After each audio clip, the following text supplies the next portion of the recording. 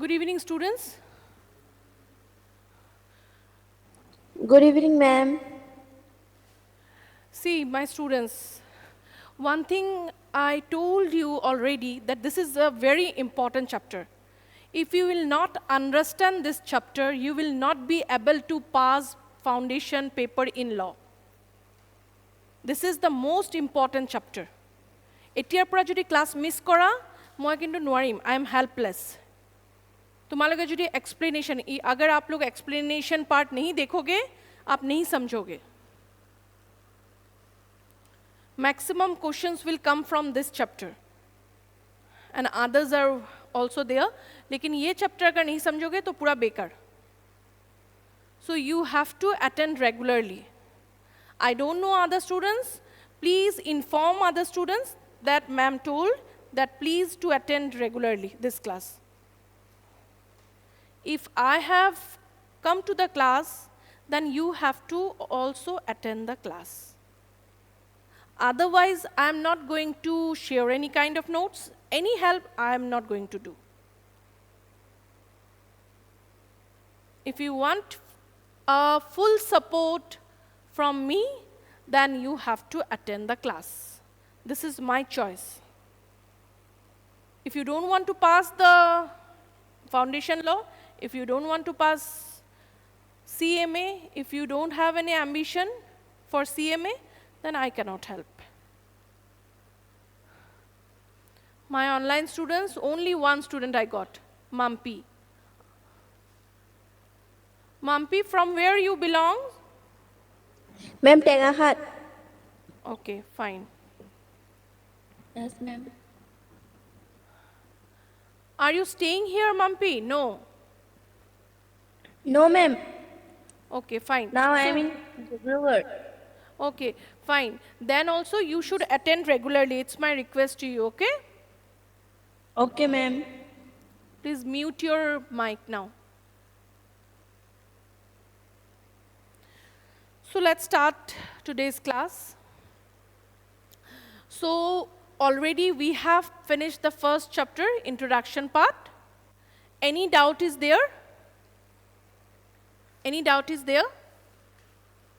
कोई भी डाउट है आपको फर्स्ट चैप्टर में आपने पढ़ा है घर जाके पढ़ा है आपको डाउट है no doubt fine so I am moving to the next chapter Indian contract act okay this is the major chapter of law okay Indian contract act 1872 see my students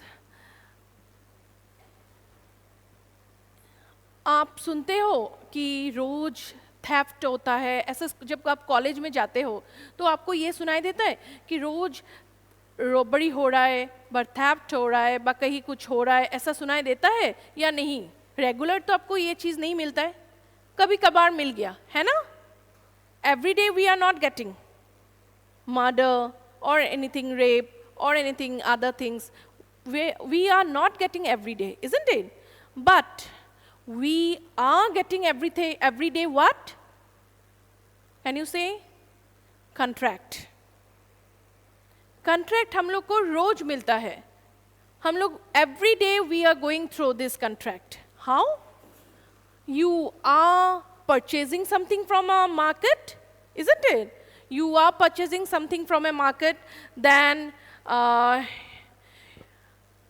you are purchasing something from the online stores yes or not है ना आप online apps में भी जाके आप purchase कर रहे हो आप पिज़्ज़ा डिलीवरी के लिए कर रहे हो आपको कोई बिरयानी चाहिए है ना तो ये आपका हर चीज़ आपका कंट्रैक्ट में है ठीक है आपका जो लेना देना किसी को जाके बोलना कि मुझे ये चाहिए और वो जाके आपको डिलीवरी देता है all these things are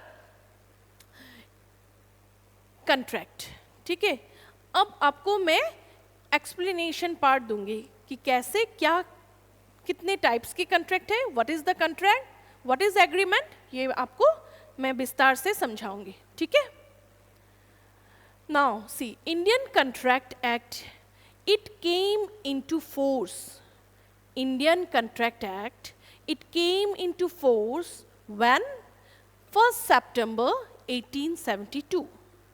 1st September 1872 में this Indian Contract Act came into force. Okay? You may get MCQ question that when Indian Contract Act came into force. Sometimes it comes. Okay? So Indian Contract Act, ये आपको date याद रखना पड़ेगा. ठीक है? Indian Contract Act came into force on 1st September 1872. In our Indian Contract Act, the original Indian Contract Act, it includes 266 sections. Okay? 266 sections. Okay? Now, presently, अभी क्या हुआ? ये 1872 में ये आया. क्या आया? Indian Contract Act आया. Okay? So, it came before independence. It came before independence. और इनको कौन लाया? ब्रिटिश गवर्नमेंट ने. ठीक है? ओके? ब्रिटिश गवर्नमेंट ने इस एक्ट को लाया. ठीक है? Now, Section 1 to 75. Section 1 to 75 includes general provisions of the contract.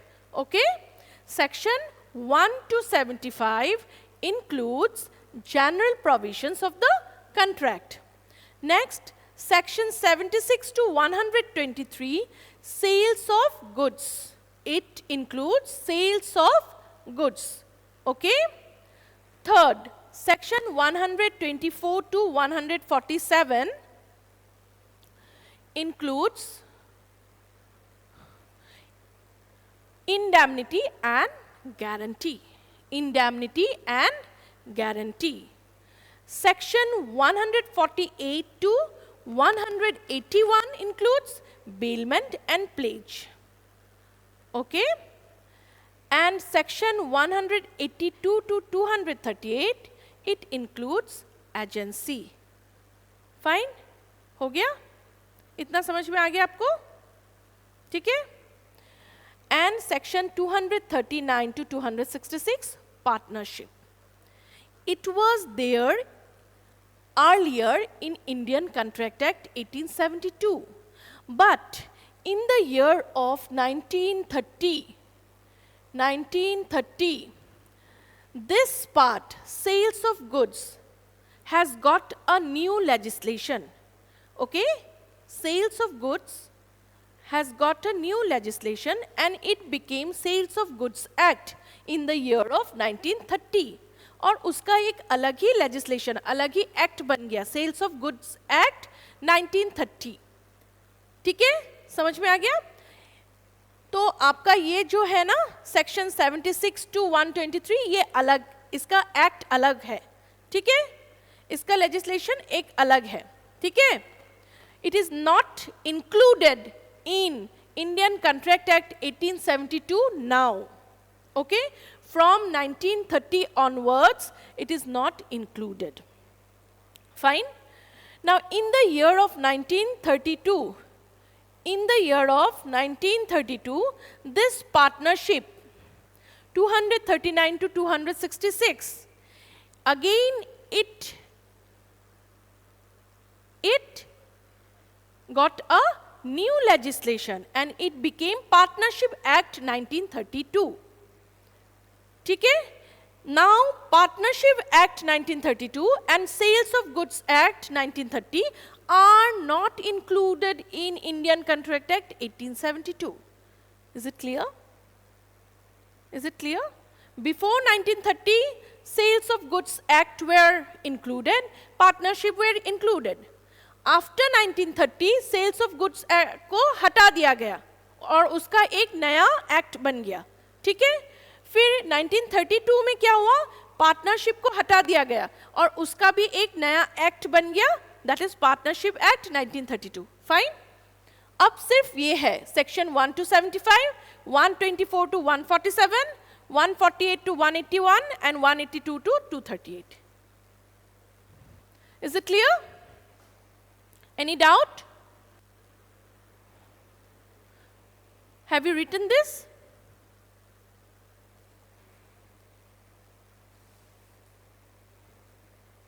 Please write it down. See, my students, whatever I am going to dictate you, please, you have to write. Okay? Yes, Mampi, you please note it down.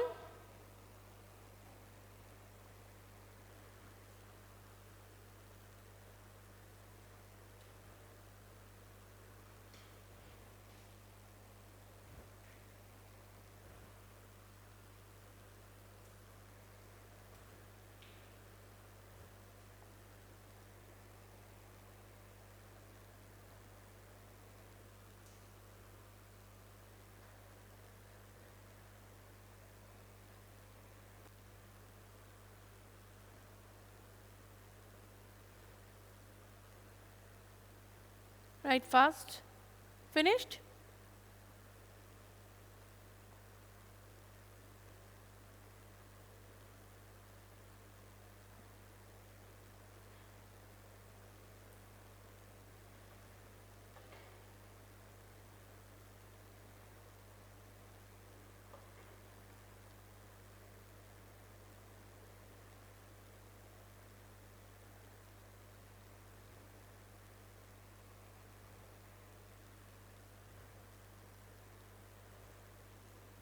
आपको ये पूछा जा सकता है कि partnership is included in Indian contract act 1872 और not. ठीक है, प्रेजेंटली, अगर प्रेजेंटली दे दे तो no, it is not included. इसका भी अलग सा एक्ट है. ठीक है, और सेल्स ऑफ गुड्स का भी. ठीक है, fine. Shall I move to the next slide? Okay.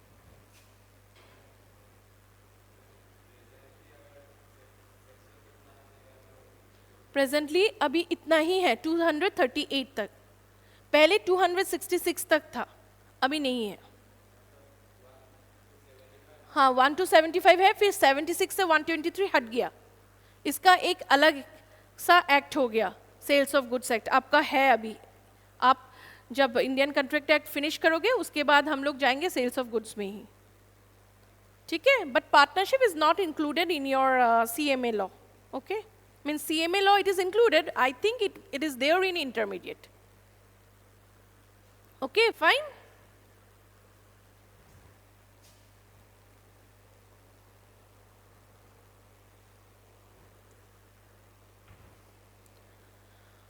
Okay, so all contracts are agreements. All agreements are not contracts. ये आप कैसे समझोगे? देखो, कंट्रैक्ट्स और एग्रीमेंट्स दोनों ही सिनोनिमस टर्म हैं. दोनों ही क्या है? सिनोनिमस टर्म है. लेकिन यहाँ पे आपका ऑल कंट्रैक्ट्स एग्रीमेंट नहीं है और ऑल एग्रीमेंट्स, लेकिन ऑल कंट्रैक्ट्स आर एग्रीमेंट्स, लेकिन ऑल एग्रीमेंट्स कंट्रैक्ट नहीं है.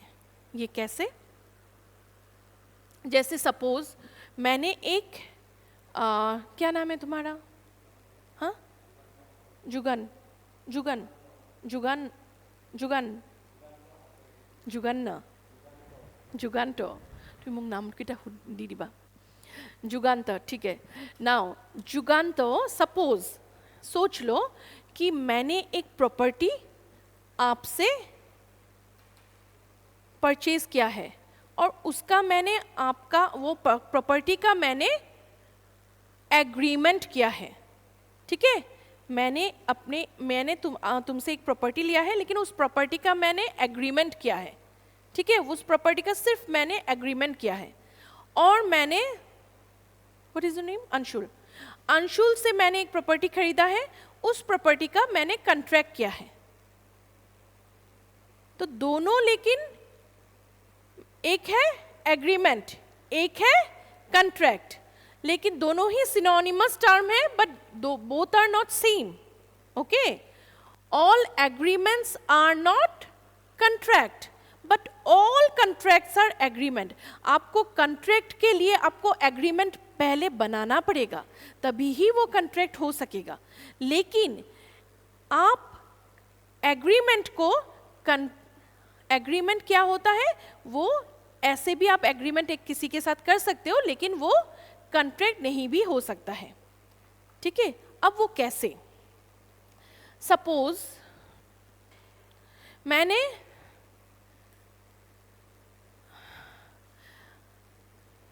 अंशुल का एक शॉप है, ठीक है, अंशुल का क्या है, एक शॉप है, और मैं उस शॉप में गई, अंशुल का इलेक्ट्रॉनिक्स का शॉप है, ठीक है, और मुझे एक वॉशिंग मशीन का रिक्वायरमेंट था, मुझे क्या था, एक वॉशिंग मशीन का रिक्वायरमेंट था। तो मैंने जाके अंशुल को बोला कि अंशुल मुझे ना एक वॉशिंग मशीन चाहिए, किस चीज़ का, एलजी का। अंशुल ने बोला आपको किस चीज़ का वॉशिंग मशीन चाहिए, किस कंपनी का चाहिए, तो मैंने बोला एलजी कंपनी का मुझे एक वॉशिंग मशीन चाहिए, ठीक है। तो मैंने अंशुल को जो बोला कि अंशुल मुझे एक वॉशिंग मशीन चाहिए, so what is this, what I am giving, मैं क्या बोल रही हूँ, वो प्रपोजल है, ठीक है, वो क्या है, प्रपोजल है। Proposal is equal to offer, ठीक है, proposal is equal to offer, समझ में आ गया, ओके। मैंने अंशुल को बोला कि मुझे एक वॉशिंग मशीन चाहिए, तो अंशुल ने बोला आपको किस कंपनी का चाहिए, तो मैंने बोला एलजी कंपनी का। फिर मैंने अंशुल से पूछा कि उसका प्राइस कितना है, तो अंशुल ने बोला कि वॉशिंग मशीन का प्राइस है 27,000, 27,000, ठीक है। तो मैंने क्या किया, अंशुल को मैंने 27,000 दे दिया। I have given Anshul how much, 27,000, और अंशुल ने मुझे क्या दिया, वॉशिंग मशीन, एलजी का वॉशिंग मशीन दिया। तो मैंने उसको ऑफर दिया, क्या चीज का ऑफर, वॉशिंग मशीन चाहिए मुझे, और अंशुल ने मुझे वॉशिंग मशीन दिया और मुझसे क्या लिया बदले में, मुझसे क्या लिया, पैसा, कितना, 27,000, ठीक है। तो जब मेरा ऑफर अंशुल ने एक्सेप्ट किया, जब मेरा ऑफर अंशुल ने एक्सेप्ट किया, ठीक है, वो बन गया क्या, प्रॉमिस, समझ में आ गया। When my offer or my proposal has been accepted by Anshul, then it became promise. समझ में आ गया आपको, क्या है, जब ऑफर कौन दे रहा है, ऑफरर दे रहा है, मैं बन गई, है ना, मैं अंशुल से मैं खरीदना चाहती हूँ ना, तो मैंने ऑफर दिया कि मुझे ये चीज़ चाहिए, तो अंशुल ने एक्सेप्ट किया, ठीक है मैम आपको मैं दे रहा हूँ। तो अंशुल मुझे वॉशिंग मशीन दिया और मैंने क्या बदले में उसको क्या दिया, पैसा, कितना, 27,000 का, ठीक है, ओके। तो अंशुल जब मेरा प्रपोजल, जब मेरा ऑफर एक्सेप्ट करता है, तो वो क्या बन जाता है, promise, okay. When an offer is accepted, it becomes a promise, okay, ठीक है। और उस जगह पे अगर कंसीडरेशन है, कंसीडरेशन का मतलब है लेना देना, मैंने अंशुल को 27,000 दिया और अंशुल ने मुझे क्या दिया, वॉशिंग मशीन दिया, ठीक है। तो उसमें कंसीडरेशन हुआ ना, मुझे जो चाहिए था वो मुझे मिल गया, अंशुल को जो चाहिए था अंशुल को मिल गया, अंशुल को पैसा चाहिए था, पैसा दे दिया मैंने, मुझे वॉशिंग मशीन चाहिए था तो मुझे वॉशिंग मशीन मिल गया, okay. So when the offer is accepted, then it becomes a promise, and when that promise is with consideration, and that promise is with consideration, it becomes an agreement. It becomes an agreement. समझ में आ गया?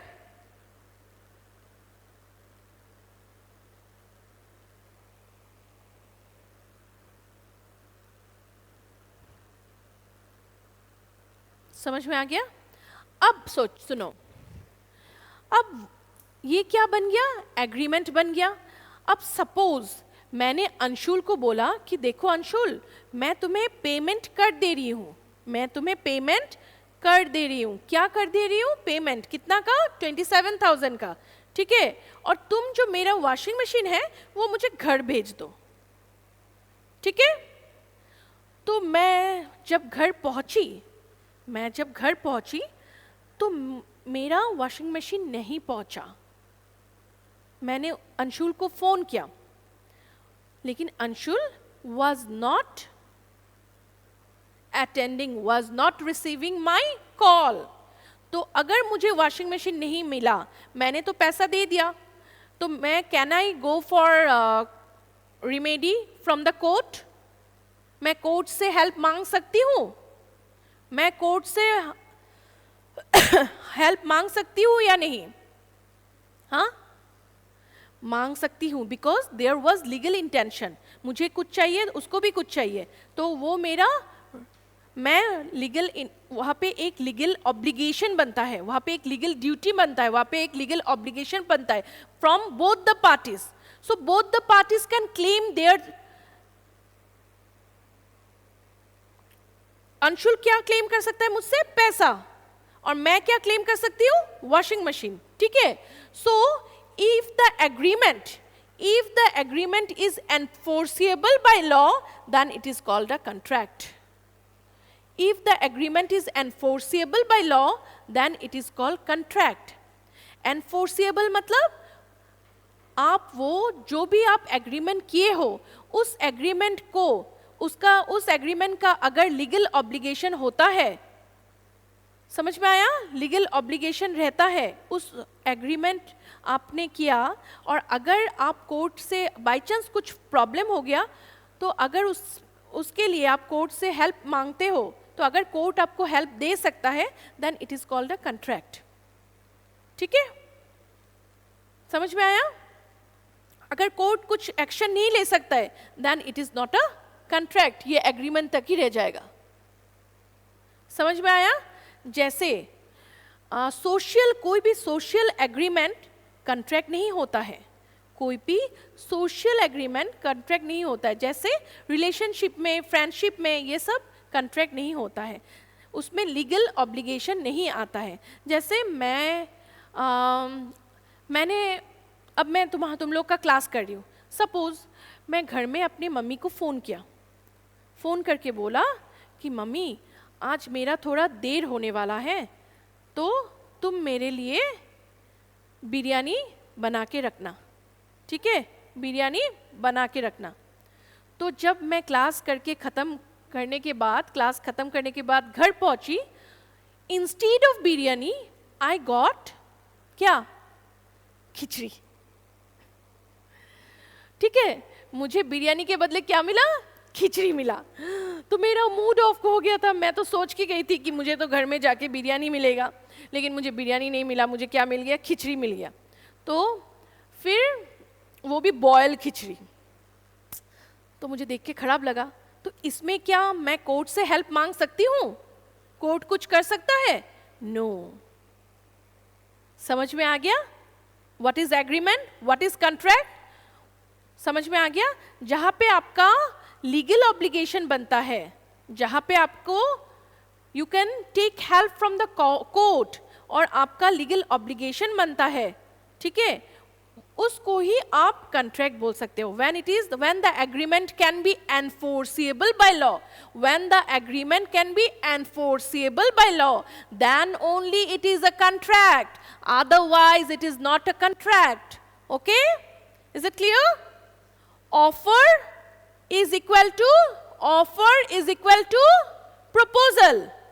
Offer is equal to proposal, ठीक है। Suppose, क्या नाम है तुम्हारा? हाँ, सुमित।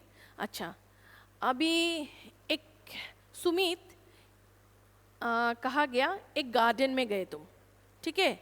गार्डन में गए, तो गार्डन में जाने के बाद तुमको एक सुंदर सा लड़की दिखा, ठीक है। उसका नाम जैसे क्या बन गया, रीता है सपोज, ठीक है। समझ में आया? अब रीता को देख के तुमको लगा कि मैं उसको चलो एक ऑफर देता हूँ, ओके, मैं उसको प्रपोज करता हूँ। तो तुमने क्या किया, एक गुलाब लेके तुमने उसको प्रपोज किया, ठीक है। प्रपोज किया कि will you be my girlfriend. तुमने जब उसको प्रपोज किया, उसने तुम्हारा एक्सेप्ट कर लिया, तो ये क्या बन गया, प्रपोजल, ऑफर। ऑफर तुमने दिया गुलाब से और तुम्हारा प्रपोजल एक्सेप्ट किया। जब एक्सेप्ट किया तो बन गया क्या, प्रॉमिस। अगर वो एक्सेप्ट करके, जैसे तुमने गुलाब दिया, उसने तुम्हारा गुलाब लिया, तो एक्सेप्ट बन गया। लेकिन उसमें कुछ कंसिडरेशन नहीं है, ठीक है, उसमें कुछ कंसिडरेशन नहीं है, तो वो क्या बन गया, वो एक एग्रीमेंट है, नहीं है। Is it clear? समझ में आ गया? Any doubt? Any doubt?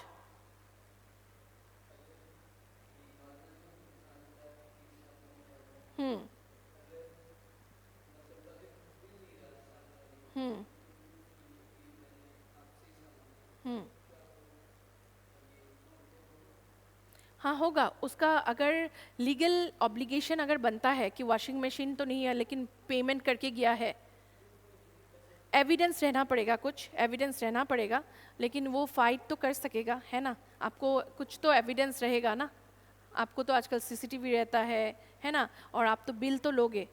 Bill अगर नहीं रहेगा तब आपको प्रॉब्लम हो सकता है, क्योंकि हर चीज़ का एविडेंस तो चाहिए, है ना, ठीक है।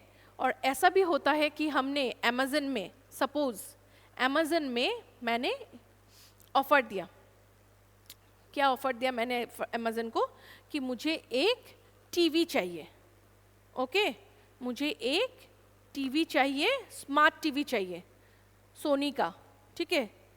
तो मैंने जब ऑफ़र दिया कि मुझे एक स्मार्ट टीवी चाहिए, तो मुझे वहाँ से क्या मिला, दिखाई गया ना कि क्या क्या स्मार्ट टीवी है ना। तो वहाँ पे जो मैंने अप्लाई किया वो था 60,000, ठीक है। तो अमेज़न वालों ने एक्सेप्ट किया मेरा ऑफ़र, ओके, एक्सेप्ट किया। तो मैंने क्या किया, बिल दे दिया, मैंने अपना offer plus acceptance with consideration, मैंने अपनी तरफ से कंसिडरेशन, मैंने अपनी तरफ से जो मुझे पेमेंट करना था 60,000, I have paid.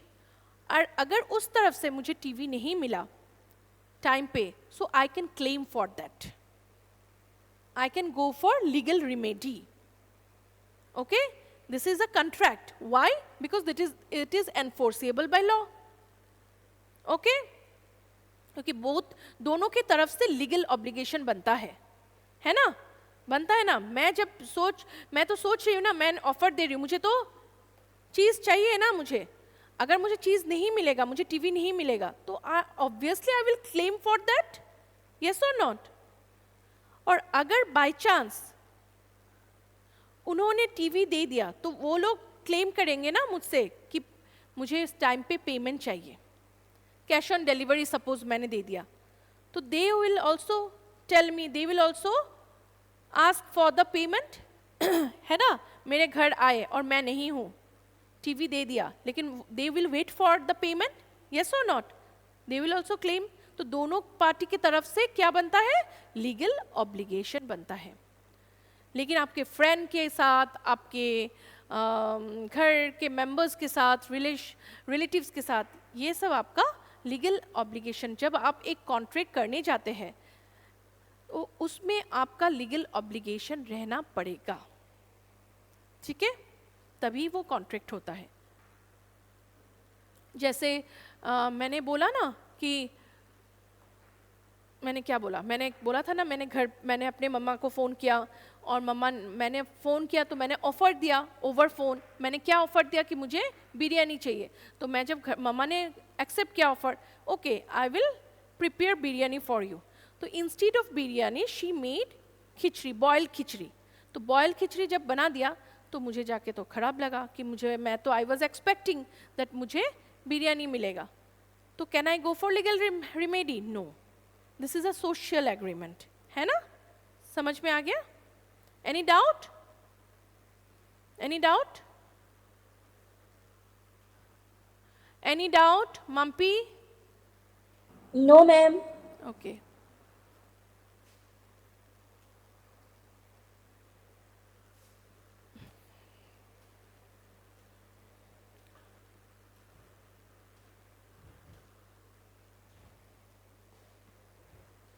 now here you see, already I told you this proposal is equal to offer, promise is equal to acceptance, proposal plus promise plus consideration क्या हो गया आपका? एग्रीमेंट बन गया। अगर कंसिडरेशन ना रहे एग्रीमेंट बनेगा? नहीं बनेगा, ठीक है? कंसिडरेशन उसमें रहना पड़ेगा, ठीक है? समझ में आ गया?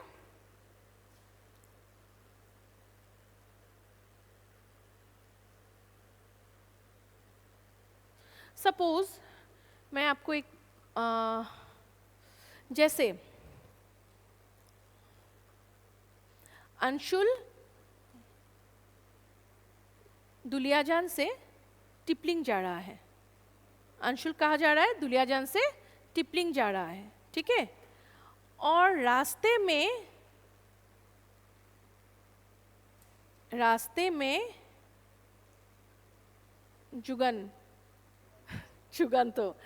जुगंतो को देखा कि वो नदी के सामने बैठा है।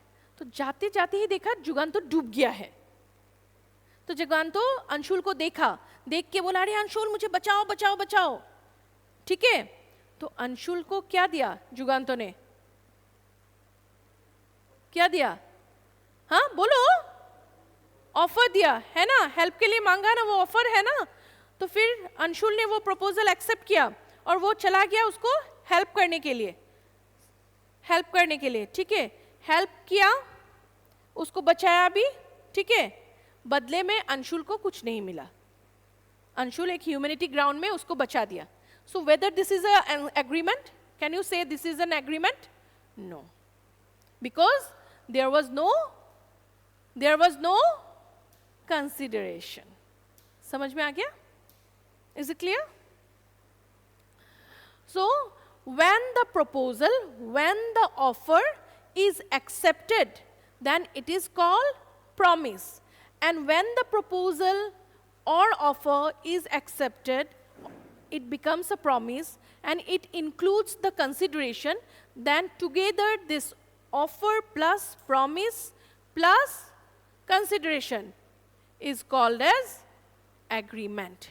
And when that agreement is enforceable by law, then it is called a contract. Okay, before that, ये देखो, promise is under section 2B of Indian Contract Act 1872, ठीक है? और ये याद रखना promise का। फिर agreement है under section 2E of Indian Contract Act, ठीक है? 2E of the Indian Contract Act 1872, ठीक है? और कंट्रैक्ट को जो डिफाइन किया गया है, contract is defined under section 2H of the Indian Contract Act 1872. Fine? Is it clear?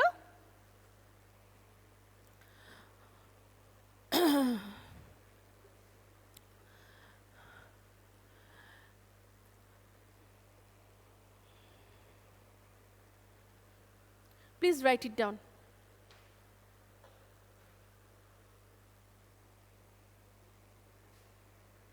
Proposal is equal to offer. Please write it down. Promise is equal to acceptance. proposal plus promise plus consideration is equal to agreement.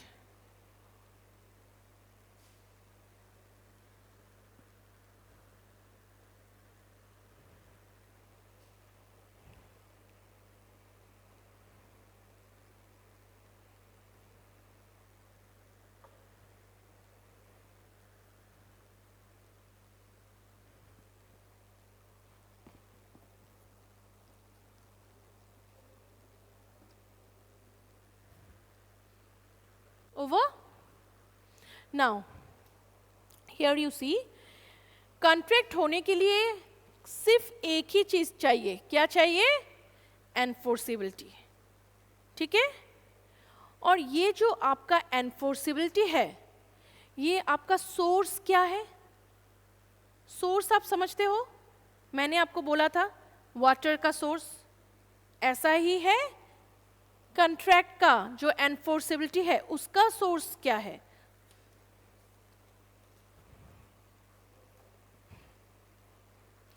अब उसका source है essential elements of a valid contract. जो essential elements है वो होना पड़ेगा, तभी ही वो एनफोर्सेबिलिटी आएगा उस पे. उस कॉन्ट्रैक्ट के होने के लिए, उस कॉन्ट्रैक्ट का एनफोर्सेबिलिटी के लिए जो एसेंशियल एलिमेंट्स है वो रहना पड़ेगा. ठीक है? अगर वो एसेंशियल एलिमेंट्स का एब्सेंस है, वहां पे नहीं है, then that will not be called as a valid contract. Okay? Fine? Now what are these essential elements we are going to study now? Okay? Enforceable का समझ में आ गया? Legal remedy. Okay? Legal remedy, law का action में आना. Law का action में आना, इसको बोलते हैं आप एनफोर्सेबिलिटी. लॉ का एक्शन में आना. तो लॉ कब एक्शन में आएगा, कब एनफोर्सेबल होगा? जब उसका एसेंशियल एलिमेंट्स फुलफिल्ड रहेगा. Okay? Shall I go to the next slide? Yes?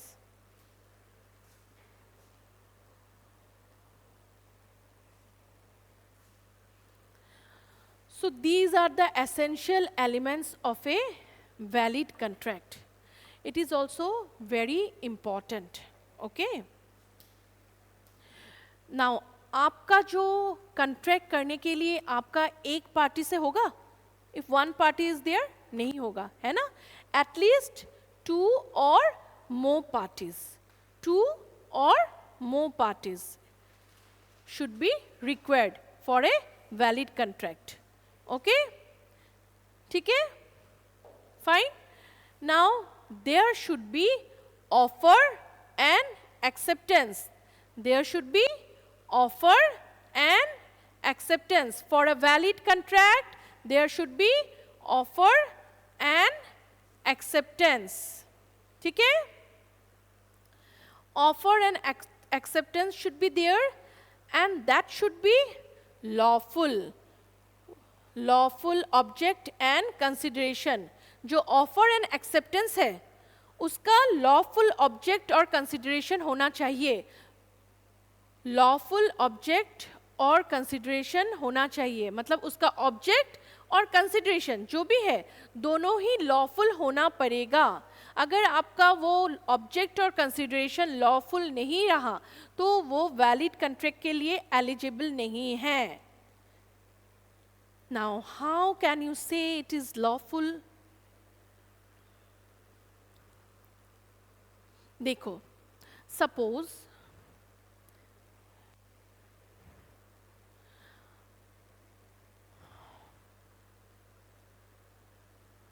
Anshul एक यूनिवर्सिटी में क्या करता है? पढ़ता है. ठीक है? और वो एक यूनिवर्सिटी में पढ़ाई कर रहा है और उसको पता चलता है कि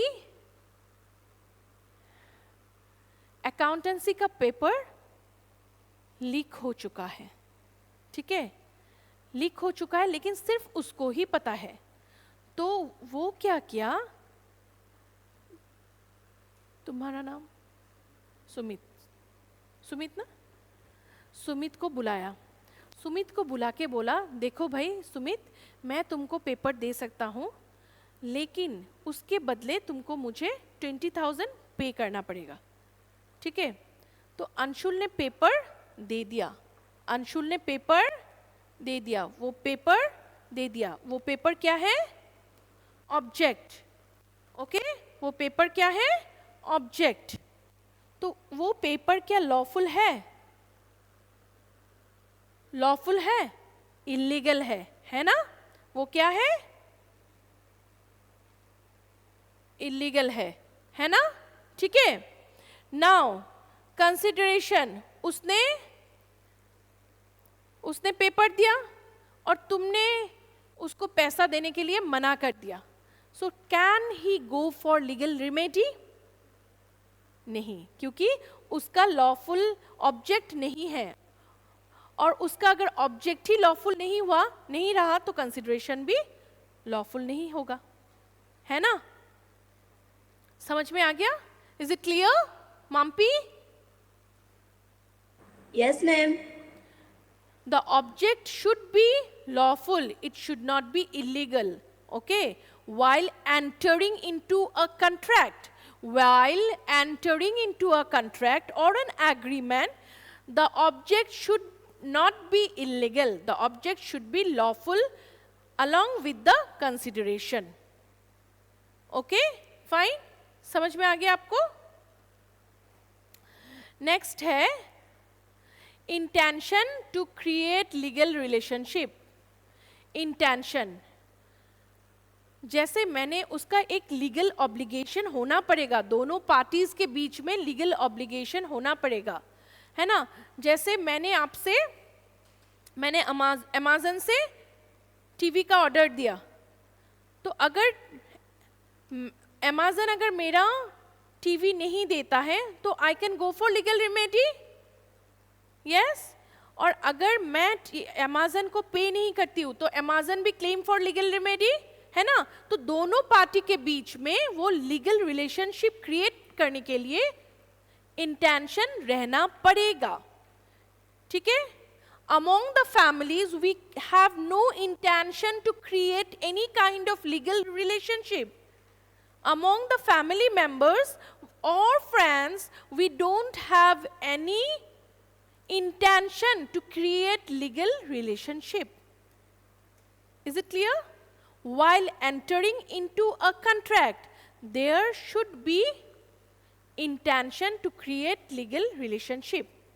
मैं next day I will this one explain you one case. एक केस है बहुत फेमस केस है, उस केस को मैं एक्सप्लेन करूंगी कि कैसे लीगल रिलेशनशिप का इंटेंशन क्रिएट होता है या नहीं होता है। एक ऐसा केस था जो आपका हस्बैंड वाइफ के अंदर क्या लीगल रिलेशनशिप क्रिएट होता है? नहीं होता है।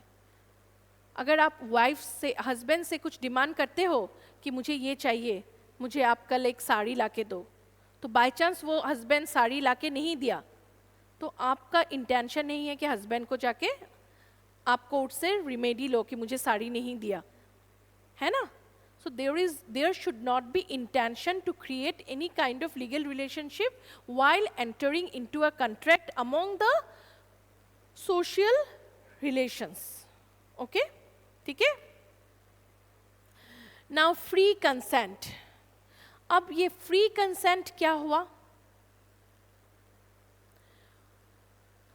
What is called free concept? Free consent मतलब जब आप एंटर कर रहे हो, कहाँ पे? कॉन्ट्रैक्ट करने के लिए। When you are entering into a contract, okay, then that time your consent should be free from anything. Your consent should be free from anything. कौन सा? ये जो 5 है, 5 things, ये 5 थिंग्स को लेके आप कंट्रैक्ट नहीं कर सकते हो। ये कोवर्शन, कोवर्शन मतलब क्या है? आपका फिजिकल प्रेशर, ठीक है? कोवर्शन आपका क्या हुआ? Physical pressure. जैसे मैंने आपके ऊपर, मेरे ऊपर कोई बंदूक रख दिया, रख के बोला कि दो, तुम मुझे 20,000 दो, तो मुझे अंडर कोवर्शन मुझे वो 20,000 किसी को देना पड़ेगा, ठीक है? मेरा फ्री कंसेंट नहीं है, मैं खुद से 20,000 उस आदमी को नहीं दे रही हूं। Is it clear? Undue influence, what is undue influence? Mental pressure.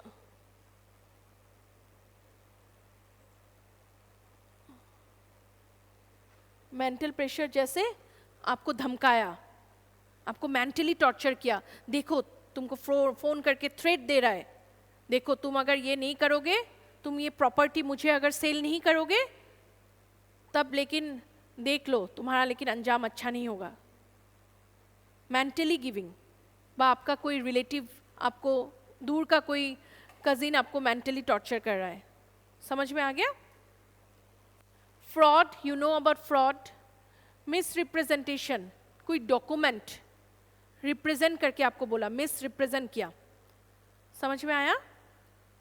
जो मैं कुछ आपको, मेरा एक डॉक्यूमेंट जो मैं आपको दिखाना चाहती हूँ, उसके बदले मैंने कुछ दूसरा ही आपको रिप्रेजेंट किया, दूसरा ही डॉक्यूमेंट दिखाया, तो that is called misrepresentation, mistake.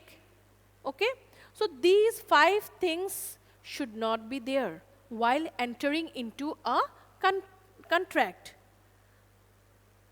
Okay, the parties should be of free consent while entering into a contract. Okay, fine, is it clear?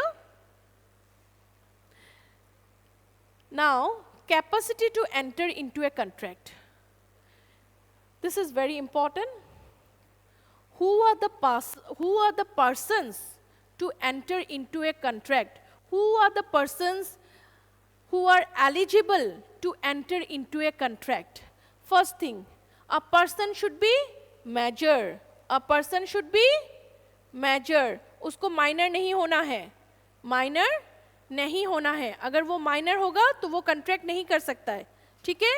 Below 18 years वो he or she is not eligible to enter into a contract. Okay? ठीक है? He or she should not be of unsound mind. Unsound mind आपको पता है ना? Sound mind है आप mentally ठीक हो।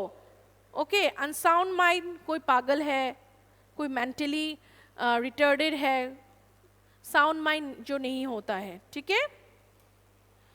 डिसक्वालिफाइड बाय लॉ, आप कोई क्रिमिनल हो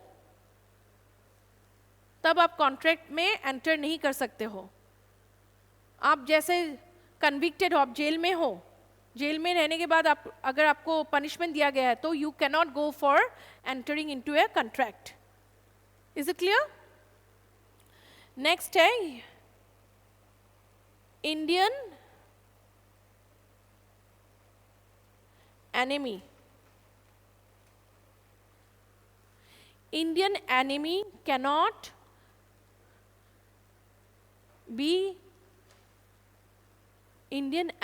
cannot go for a valid contract. Okay? कोई भी Indian enemy is not eligible to enter into a valid contract. Is it clear? Any doubt? हाँ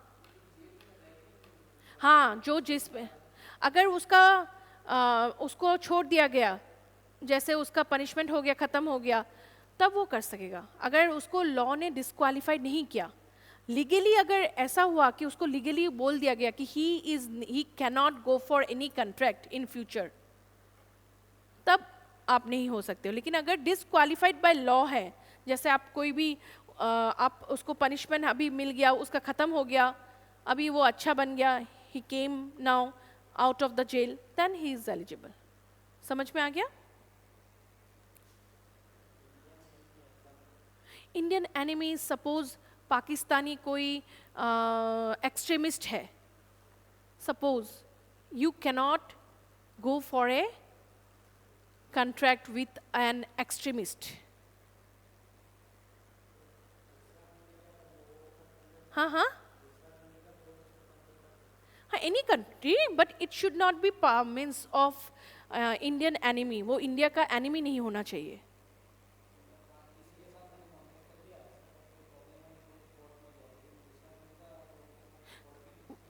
Pardon, फिर से बोलो.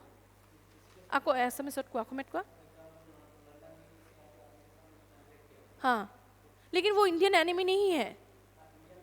हाँ, तो उसके साथ आप कॉन्ट्रैक्ट कर सकते हो.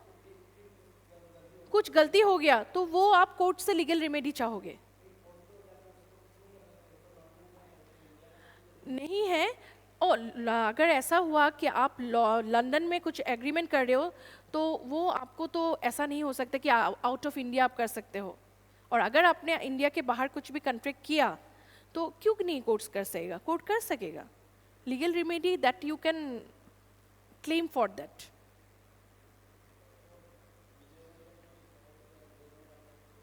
विजय मलिया को क्योंकि वो एब्सकॉन्डर हिसाब से आ रहा है, उसको नहीं मिल रहा है. वो जिस कंट्री में जाके है उसको, जैसे आप विजय मलिया कहीं तो छुपा है ना, उसको तो नहीं निकाल सक रहा है ना. उसको अगर निकल गया तो वो अलग बात है. हाँ, लेकिन उसको नहीं मिला है ना. हाँ, मैच उसको वही कुछ कुछ चीज़ आपका कुछ आप दिखा रहा है, उसका फाइट कर रहा है, उसका जो लॉयर है, एडवोकेट्स है, बेल में है, होता है ना. तो वो कैसे कर सकोगे? वो तो नहीं सकोगे ना. ऐसा आप मेनली है इंडियन एनिमी. जो इंडियन एनिमी है, इंडिया में रह के जो इंडियन एनिमी है, स्पेशली उनको बोला गया है. ठीक है, जैसे एक्सट्रीमिस्ट है कुछ भी, those for those it has been said. और अगर आप बाहर के हो, बाहर किसी के साथ आपका कुछ कॉन्ट्रैक्ट होता है तो वो होता है इंटरनेशनल कॉन्ट्रैक्ट भी होता है आपका. ठीक है,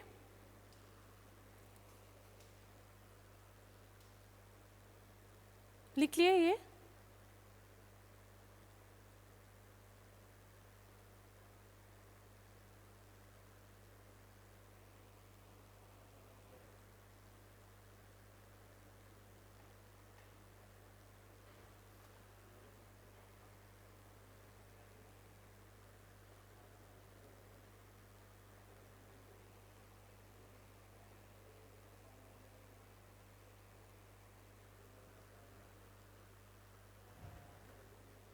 Fine.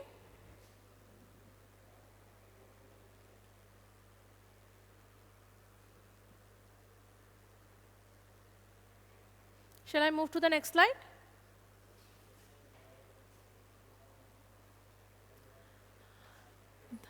This one, consensus ad idem, means same thing in the mind of both the parties.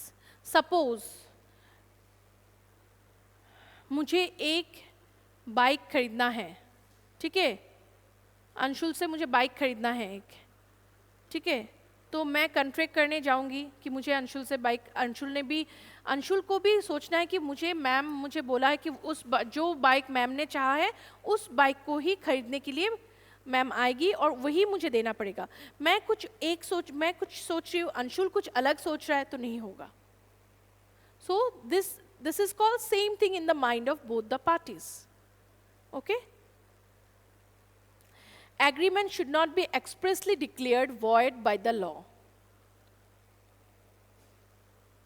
Expressly declared void. Void आपको समझ में आया? Void मतलब invalid. ऐसा नहीं है कि agreement जो किया है तो उसको void, अगर law ने void बोल दिया कि नहीं है, ये नहीं होगा, dismiss कर दिया, ऐसा नहीं है. ठीक है, should not be expressly declared void by the law. Contract should be, मैंने आपको बोला ना, उसका ऑब्जेक्ट और कंसिडरेशन क्या होना पड़ेगा? लॉफुल होना पड़ेगा. अगर वो इलीगल है तो ये क्या हो जाएगा? वॉइड. ओके, समझ में आया? legal formalities, there are legal formalities, stamp paper, signature, witness, you know about this. तो जो है वो तो रहना ही पड़ेगा आप एक कॉन्ट्रैक्ट में जब एंटर करने जा रहे हो. So this much are the requirements of the essential elements of a valid contract. Is it clear? Any doubt? Any doubt you have? मैंने आज जितना तक क्लास कराया आप लोग क्लियर हो? कुछ डाउट है? No. ठीक है. So today I am winding up the class here only. Okay? Thank you.